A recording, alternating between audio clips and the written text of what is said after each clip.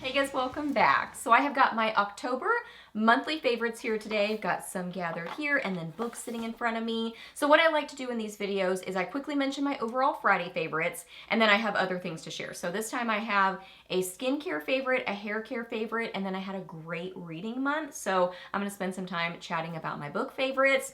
We've just got some good things to chat about. So if you're new here, my name is Leslie. Welcome. I love to do favorites videos, new at the drugstore, reviews, empties, get ready with me's. Just a lot of fun stuff here on my channel. So if you're new, I would love it if you hit that subscribe button and stuck around for a while. I'd love to have you here on my channel. So yeah, we were chatting about October monthly favorites, so let's get to it. Okay, so for overall Friday favorites, I would say for eyes, I have a couple things that really kind of stood out to me. This little palette that I got in my BoxyCharm by Ipsy that they sent me, I love this. This is the Lithe Astral eyeshadow palette.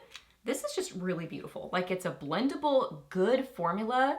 I'm not supposed to swatch these. If you want to see swatches of these products, like, you know, watch the original Friday favorites where I mentioned them. This is supposed to be just a quick little mention, but I have to swatch these too because they're just so pretty. Like, look at that gorgeous duochrome. It is beautiful, but the mattes are also really good and blendable. I love the color story. I think it's a fun, good quality palette. I like the formula and the color story. But then this MAC shadow, it's from the holiday collection. I have this on my lids right now. I love this. This is the Jelly Shine eyeshadow, and this is in the shade Sparkle Sparkle. I love this metallic green packaging. This just makes me happy. I used to be obsessed with MAC collections. I would just go crazy with them. I mean, I would try to like reel myself in, but I mean, I usually got at least a product or two from most of their collections that came out. I don't do that anymore, but the holiday collection really just like sucked me in, especially these sparkly shadows. I'm about to swatch this again, but here we go. Oh, that's not very impressive in a swatch.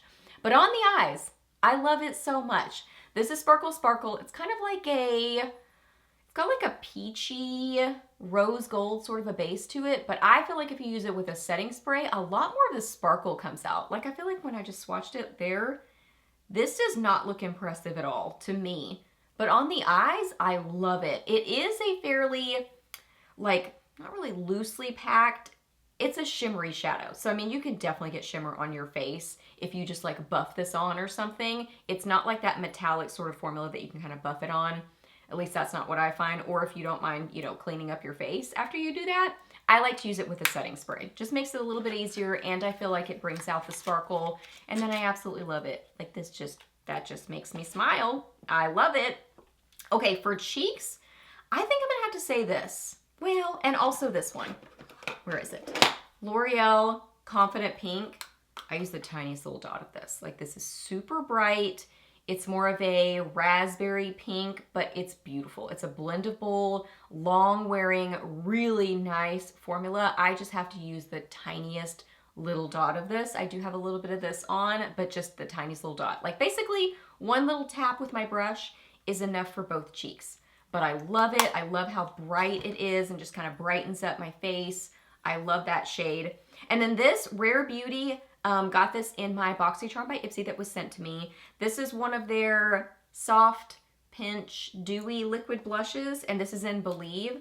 I really, really like this. And I like this as a cheek, like a blush and bronzer in one, and then like a little quick application on the eyes too, just to kind of give this cohesive look and just kind of like buff it all and use like a small stipple brush and just kind of stipple, and you know, I just really like that. And this is a really beautiful kind of like mauvey, like a mauvey pink. It's not overly purpley, but it's still on the mauve side. It's just that beautiful kind of blush bronzer sort of shade. I really, really like this. It's a good, easy to use formula. It's blendable. It's just such a pretty like color. I really like that color. I almost forgot my lip color favorite. Of course I have it in the box because it just makes it easier. You know what I mean? You can just look and see the name and it just makes it easier. One of the Jelly Balm hydrating lip colors from Loreal. I love all of these that I have tried. I just think they're such a good formula. Bigger than life. This is such a pretty kind of like, how would I describe this? Just a really pretty kind of like pinky fall shade. Like, it's a berry, it's got a little bit of brown. Let me just do a little quick swatch just because. So it's got a lot of pink to it, but it's got enough like berry, I'd say more berry than brown, enough fall-ish sort of a tone to it to work with all of the fall makeup. But any time of year, I think this is beautiful. I really, really like this. Now I gotta remove this swatch I just applied. Hang on just a second. Okay, then let's talk skincare favorite. So skincare favorite, it's not actually like it's like a skincare product more than like a serum or something like that. Frownies. I've had these for a while. The original wrinkle patch facial patches. It says non-invasive wrinkle smoothers. So y'all know that I have mentioned the tape talks. Like I've got the little heart-shaped tape talks, and then I've got the little ones like this. So here's the deal. Let's talk about face tape, all the like taping products. I find these to be really easy to use. Like these don't take as much learning how to get the application right. They're easier and quicker to apply. These are just easier to use. And I do feel like they're more affordable too. Like you get a lot of them, particularly these. These with the little heart shapes, these are a little bit more expensive. But these, you can get them on a really good deal and you get a lot of them. So I would say that these are more affordable and easier to use. So I think this is a good first step into kind of like face taping, and I am continuing to use these. But I have started using Frownies. Now these are really interesting. I would say look up a video, because they have videos like on their Instagram and stuff of how to apply these. Definitely watch a video, because then it's really helpful. And it's really just once you figure out the application, I really like these. And I feel like these are a little bit more effective than these. I think because these really stick to your face if you apply them right, and like you can't move your forehead. When these are on and you get them all applied, like you can't do the little frown lines because it's like your face won't move because these are stuck on there. So I have the ones that look like this. I don't know if they come in different kind of sheets and how they look, and I don't know if you can kind of see the little like perforations in them. So what I will do is I will take a square, like I'll cut this off. You can also remove the little corners, and then it ends up to be almost like, I don't know, the edges are smoothed, but I'll just usually leave it like a square, and I will put that like this on my forehead. So I kind of have a little triangle going into the middle of my eyebrows, you know, to prevent the 11 lines. Then I will take two triangles. Well, I guess I could just go ahead and, let me just go ahead and rip them real quick. Okay, here we go. So I will take a triangle, or no, this is a square. Hello, Leslie. A square right here. Then I will take two of the triangles. Let me get those torn real quick. And I'll put one here. It goes actually this way. Here, and then one here. So I end up with this very interesting looking like clown makeup. Looks like a clown or something on my face. And basically how you apply them is you get your little piece like this. So these are the two different sides. This is the kind of shiny side. You get the stamp. So I just get a little bit of water on my finger and put it on there and kind of let it start to curl a little bit. So you don't immediately apply it, wait for it to kind of curl. Then you take the sticky side and you stick it. And you'll want to kind of like spread out your skin so that you can kind of like smooth whatever you're trying to smooth there. I just put a dot on my forehead by scratching on my face. Okay, there we go. But press it onto your forehead, kind of, you know, do this kind of a thing, and then press. And I like to kind of press with my hand. You can even take a little bit of water and go around the edges to sort of help it stick. Then once it sticks, they kind of harden and they stay like that. And then I feel like even the next day, it's almost like you train your muscles to not really move in a certain way. So I find like I don't scowl as much the day after I wear them, and even a couple days after. It's like you're training your muscles not to do certain things. So I'm very impressed with these. Like I really, well, I almost dropped them. Really like them. They just take a little bit of like learning how to use them. And then even in the morning, the removal, you sort of have to like get up under it, like get your finger wet and kind of go up under them and sort of loosen it with a little bit of water, because it'll be really stuck to your skin. So that's really my main tip with them, is watch videos on application for them. But I'm impressed with them. I don't get Botox, so I just take my face and use a lot of skincare at this point. That is what I do. And I actually kind of have simplified my skincare. So I don't use, I mean, I definitely always use skincare, but I don't use 75 products. You know, I really kind of have simplified the number of products that I use. But I've started taping my face more. I do have a red light therapy mask. I don't remember to use that consistently. So if I use that more, I will definitely, you know, share more information with you about that. Have I mentioned it? Maybe I have. Anyway, so that's kind of what I do for skincare. That's my skincare favorite. Frownies. They're my skincare favorite. A hair care favorite, Beachwaver Major Moment Strong Hold Hairspray. Got this during a TikTok live sale, so I got it at a really good deal, like almost drugstore prices. I got this one, and then I got their Flex hairspray. I did not like the Flex hairspray. Something about the scent of it and spraying it was so strong, like I kept having to leave the room, which I've not found that with any of their other products, because I use their spray heat protectant that's almost like a hairspray heat protectant. I don't find that with that. That smells amazing. I don't find it with this. This has a really nice scent to it. It's not overpowering. And actually, I really like the hold of this better than the other one anyway. I just use a little bit of this. I still pair it with my Tresemme hairspray that I really love, the Ultra Fine hairspray. I've mentioned it before. So I mostly use that, and then I will use maybe like 2 rounds of spray of this, like just a quick, I kind of apply my hairspray in coats, in rounds. Like I'll use some, go do other things, come back and do a little bit more, because I have fine hair, and if I don't use hairspray, it just like is so like baby soft that if I don't use some kind of hairspray or other products to give it some grit and hold, it's just gonna, it's so soft and fine, and it'll be so flat. So I use hairspray, and that's like one of my go-to products. I'm impressed with this. I really, really like it. I like the scent of it. I like the hold. It's still kind of buildable, even though it says strong hold hairspray. It's not like you spray it and your hair doesn't move at all. Like you can kind of apply it in layers. So I really like the texture of it and the hold that it gives. It's a good hairspray. And then I'm so excited to talk about book favorites. It was such a good reading month. I feel like I haven't had like a super stellar reading month in a while. This one, I love these books. All of them. Really love them. Do I have it in here? I did start another one that was a fall, I can't even remember what it was called. But I DNF'd that one. It wasn't horrible, but it was just, I wasn't super interested in it. It was a really long fall romance book, and I didn't love the main character. So I just was like, forget it. So I DNF'd that one. But these, I really love these. So first, Falling Like, and I'm not going in the order I read them. I'm kind of going in order of like, I don't know what order I'm going in. I'm going in whatever order I'm going in. Falling Like Leaves. This is a YA romance. I thought this was so, so cute. It's very like, takes place in a small town. They knew each other previously, so they kind of have like a little bit of a past. It's sort of second chance-ish. It's a slow burn. It's YA, so it's, you know, I think there was maybe a little bit of cussing in it. No spice, just sweet kisses. But their tension was so good.